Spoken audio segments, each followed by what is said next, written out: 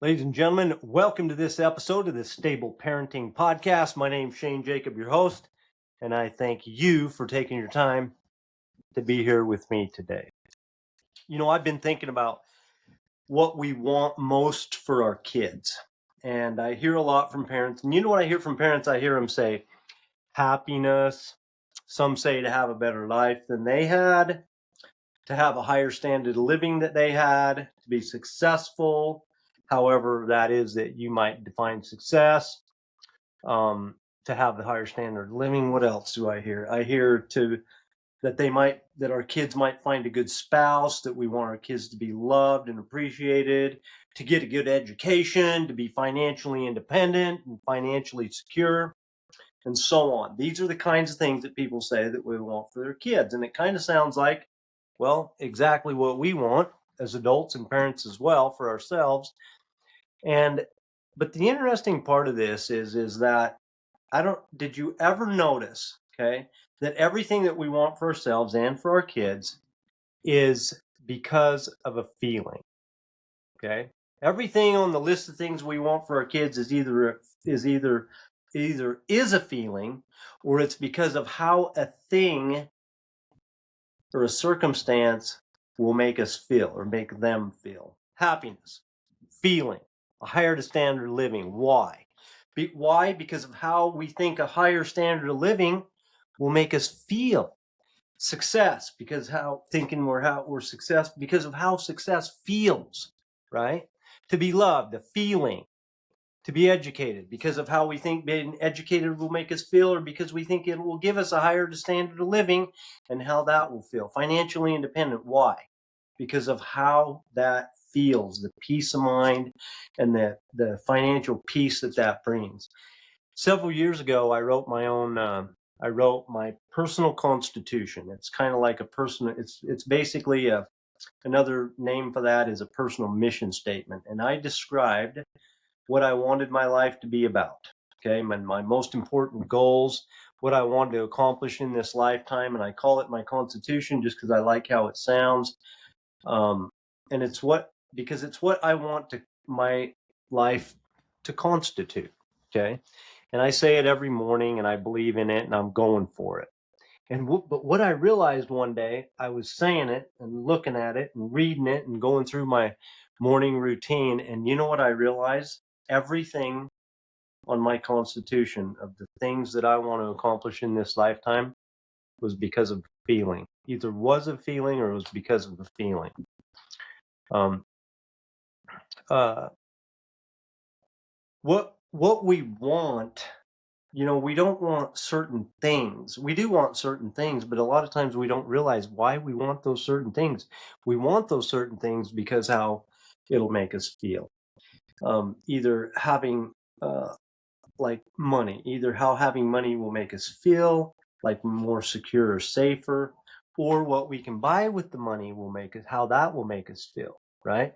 If I have that thing, it's not because necessarily I'll have the thing, it's because if I have the money to buy the thing, of how I'll feel when I have the thing, or how I think I'll feel anyway, right? Having enough money to have those certain things. My goals are to have certain things in my constitution. My goals are to have certain things like peace of mind, a sense of acceptance, self-love, a sense of accomplishment, and a sense of approval of God. Every one of those things that I just said that are in my personal constitution is a feeling. Okay. You want good health? Why do you want good health? You want good health for your kids? Why? Because of how you feel when you're healthy, or the things that you can do when you're healthy, how they make you feel. You don't want to have bad health because of how you feel when you have bad health, when your health is bad. So I'm going to tell you something right now that is amazing. Okay. It might just blow your mind. So just hold on a minute. Just take a quick pause. Be with me right here. Just check this out. Okay. Because this is a really key point to all this. Okay. Did you know that all these feelings that I've been talking about all the things that you want and you want for your kids, Did you realize that they are available to you right now? Right now. Right this second. Not next week, next month, next year, next decade. They're available right now today to you. And by the way, to your kids if they'd like to have them. And you know, when I realized this, that I didn't need to wait for anything to feel how I wanted, I could have it right now. How about that? Happiness. You can have that today. Peace of mind, self-love, a sense of accomplishment.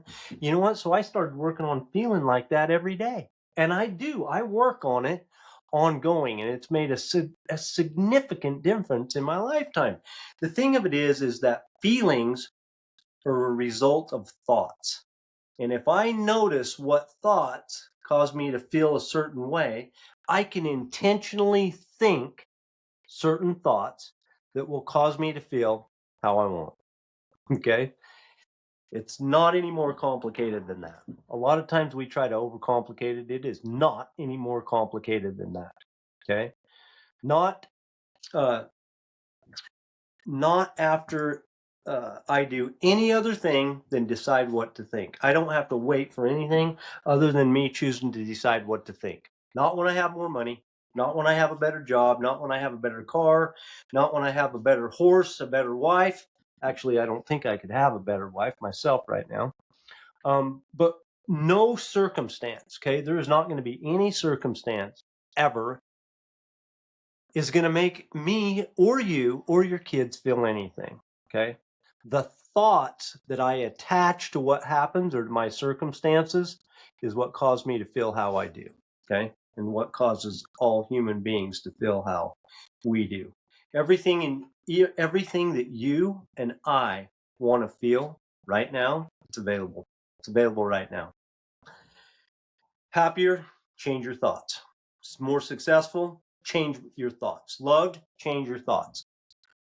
The things that we want for our kids, they're available right now too. And we can't control what they're thinking. Okay? We can't put thoughts in their mind that'll cause them to feel a certain way because that's their own agency. But you know what we can do?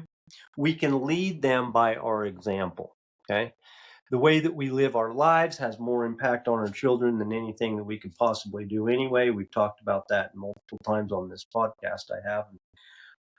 But when you learn how to manage your mind, okay, you can choose how you feel much of the time. Then you can teach your kids how to manage their own minds, and they'll listen.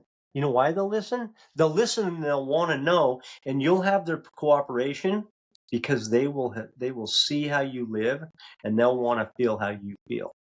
Even though remember, even though we don't, the goal isn't to feel good all the time. For example, a couple of days ago, I was a guest on another podcast, and the host of this other podcast was talking to me about a cat dying. Okay.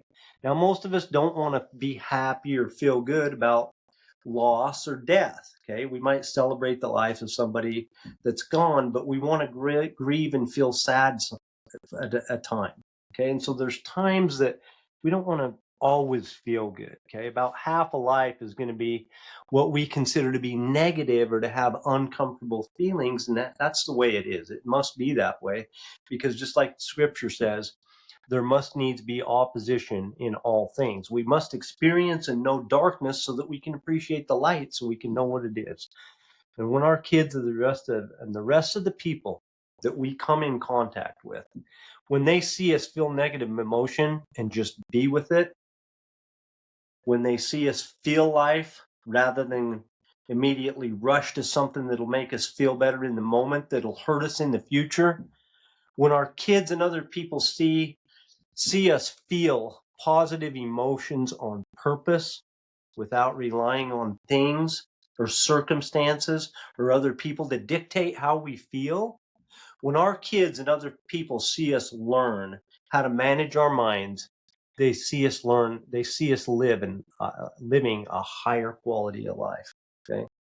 They see our capacity to love increase. They see our capacity to give increase.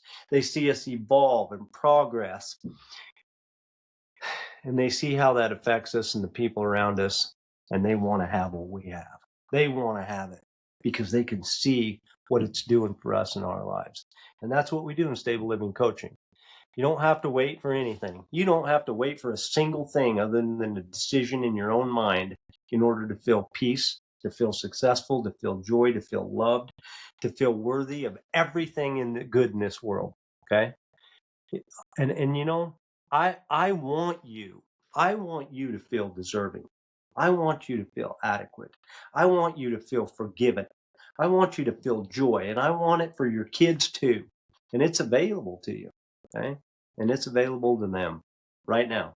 Okay? When you uh, when you feel like the total badass that you are, you've increased your capacity to love. You've increased your capacity to connect and to give all that you can to the ones that you love the most. Okay. And I want the very best for you, all the very best that there is. And for you to know that you can have it and you don't have to wait for something to happen. If you want to feel better, feel more in control, not be at the mercy or feel like you're at the mercy of something or someone else. And if you want to live with more joy, uh, I encourage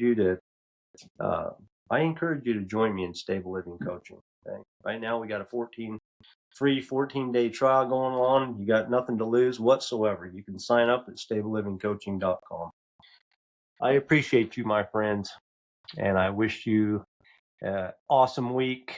And remember, you cannot fail as long as you don't ever stop chasing it.